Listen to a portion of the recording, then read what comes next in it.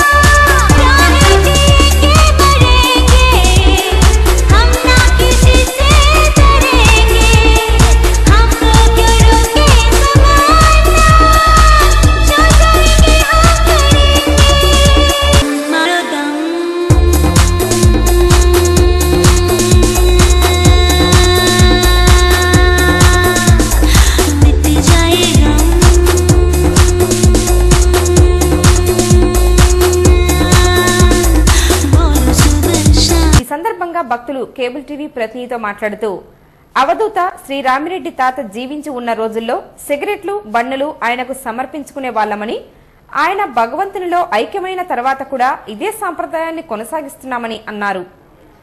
బాబా వారికి సిగరెట్లు నైవేద్యంగా సమర్పిస్తే తలచిన కార్యం నెరవేరుతుంది చెప్పడం చూస్తే ఎవరికైనా ఆశ్చర్యం కలగక మానదు. ఇక్కడ మాత్రం స్పెషల్ అదే, మా కర్మ అనేది కాల్ చేయనీకనే ఆయన బీడీలు తాగుతుండేవాడు. సిగరెట్లు బీడీలు ఎక్కువ అంత నమ్ముకునేది ఎవరన్నా కానీ వాళ్ళకి ఏదైనా కష్టం ఉంటే వచ్చి బీడీ సిగరెట్ విగ్రహానికైనా కానీ కూడా తాపి వాళ్ళ కర్మలు పాడుకుంటుండారు. పిల్లలు కానీ పెద్దలు కానీ అన్ని సంతోషంగా జరుగుతుండే అనమాట తాత దయ వలన. ఇక్కడ ఏదైనా కానీ నమ్ముకుంటే సొమ్ము నమ్మకుంటే దుమ్ము అంటుండే తాత ఉన్నప్పుడు. ఖచ్చితంగా మంచి జరుగుతుందని నమ్మకంతో ఈ మాత స్వాములు కూడా ఆ సిగరెట్ అలవాట్లేదు నా జీవితంలో. కానీ తాతగారు తాగిన సిగరెట్ తాగాక నాకు కూడా అటువంటి ఫీలింగ్స్ అయితే మరి నేను సిగరెట్ ఆల్బమ్ నేర్చుకోలేదు. కానీ తాత తాగినప్పుడు సిగరెట్లు నేను తాగిన, అందువలన నాకు ఆరోగ్యం కూడా బాగానే ఉంది. నేను సిగరెట్ మాత్రం నేర్చుకోలేకపోయినా, తాత తాగిన సిగరెట్ మాత్రం నేను తాగగలుగుతాను. మా అమ్మాయికి తిక్కరికి చనిపోయింది, చచ్చిపోయి ప్రాణం కొట్టుకుంటుంటే ఏం పర్వాలేకపోయే ఈ సిగరెట్ ఈ బూది పెట్టేసి అయిపో అమ్మాయి బతుకుతుంది అన్నాడండి. తమ్మునికి ఇచ్చి మ్యారేజ్ చేసినాను. ఈబూది అది ఈబూది అన్నాడు, ఇది శివుని ఈబూది పోయి పెట్టేసి అన్నాడు. నా కూతురు బతికి ఇప్పుడు తమ్మునికి ఇచ్చేసినాను. వాళ్ళు బాగుండారు. అమ్మాయికి సంతానం ఉంది. విద్య వైద్యం వ్యాపారంగా మారిపోయిన ఈ తరుణంలో భక్తి కూడా వ్యాపారంగా మార్చేందుకు రేపు ఎవరైనా కార్పొరేట్ సంస్థలు ప్రయత్నిస్తే ఆశ్చర్యపోనవసరం లేదని ఇటువంటి సంఘటనలు నిరూపిస్తున్నాయి. దీన్ని బట్టి చూస్తే భవిష్యత్తులో ఈ సిగరెట్ బాబా లాగానే పాన్ పరాగ్ బాబాలు, మందు బాబాలు పుట్టుకొచ్చినా భక్తులకు మాత్రం ఎలాంటి కొరత ఉండదని స్పష్టమవుతోంది.